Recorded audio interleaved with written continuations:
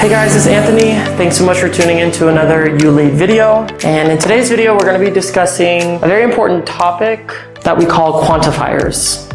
All right, so before we begin, there's just one important differentiation I want to point out. So you can kind of treat these two as a group and these two as its own group.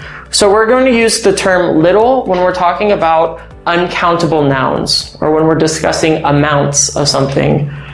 We're going to use one of the phrases with few when we're talking about countable nouns or we're talking about numbers of things.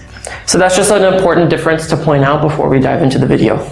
So let's look at this one first. So a little is going to stress that there is enough of something despite it being a small amount. For example, I have a little money for snacks. Now when we use little, it's going to sound more negative and it's going to stress that you don't have enough of something.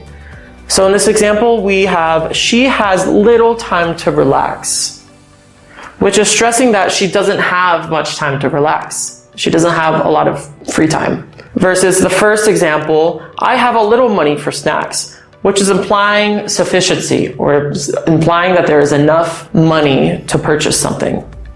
All right, so these rules operate similarly when we look at a few and few. These are used for countable nouns when we're talking about numbers of things. So let's look at a few. I have a few friends in the city. And same with a little, a few is stressing a level of sufficiency.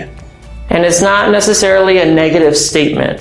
However, when we use few, which operates similarly to little, few is going to be stressing that there is not enough of something. There is a small number, but it's not enough.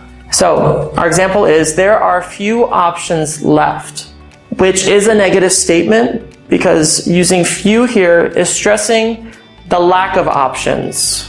All right, guys, that wraps up our video for today. Thanks so much for tuning in. We hope you learned something and stay tuned for the next one.